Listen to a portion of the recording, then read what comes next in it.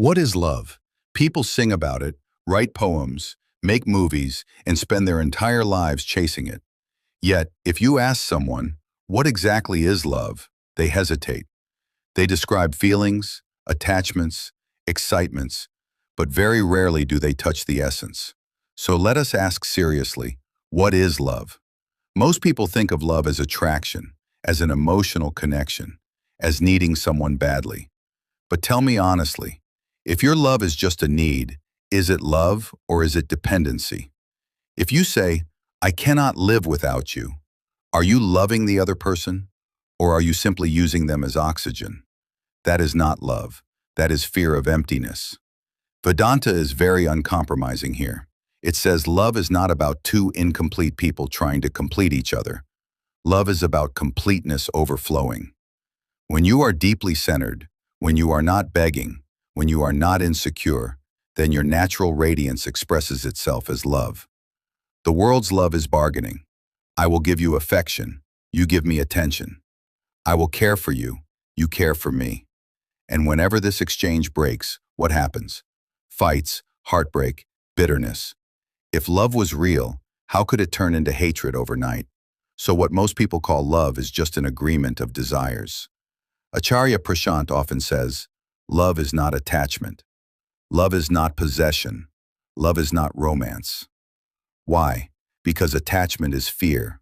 Possession is insecurity. Romance is entertainment. Love is neither fear, nor insecurity, nor entertainment. Love is freedom. Let us look deeper. If you are attracted to someone's face, someone's body, someone's wealth, is that love? No, that is infatuation. That is greed wearing a mask of love. The body will change, beauty will fade, wealth will shift. Then where will your so-called love go? Real love is not dependent on changeable things. Real love rests in the unchanging. What is the unchanging?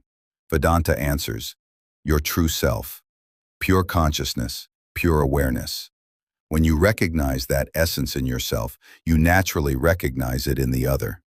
Then you relate not body to body, not ego to ego, but self to self. That recognition, that oneness, that is love. This is why in spiritual tradition, think of sunlight. Does the sun love one country more and the other less? No, it shines because that is its nature. True love is like that. It is not selective. It is not conditional. It flows because you are full. And when you are full, you cannot help but radiate.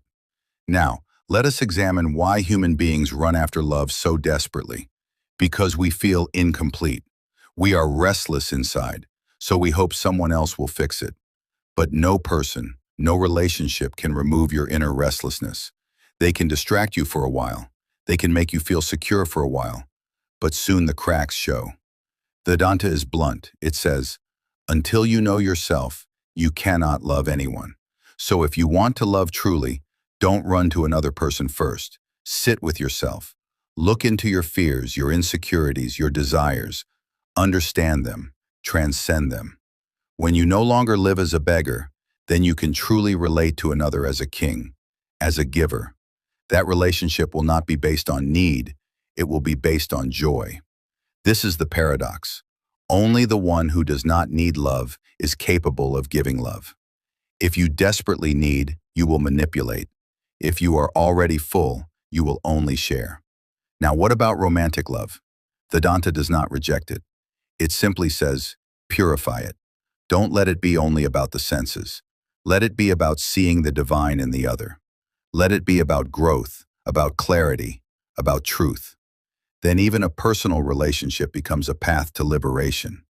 But if your relationship is only about holding tightly, fearing loss, controlling the other, then you are suffocating both yourself and them. Love is not a prison. Love is space. When you love, you give the other freedom to be. You don't demand. You don't cling. You don't constantly check, are you still mine? In love, you say, be yourself fully. If you are true, you will stay. If you are false, better you go. That courage comes only when you are rooted in the self. And what about universal love? Isn't that too idealistic? Look at nature. Does the tree refuse shade to a traveler because he belongs to another religion or country? Does the river refuse water to someone because he has sinned? Number. Nature does not discriminate because nature is established. In summary, love is not desire. Love is not fear. Love is not dependency. Love is freedom, awareness, and truth in expression. When you discover who you are, you discover love. And then love is no longer an experience. Love is your very being.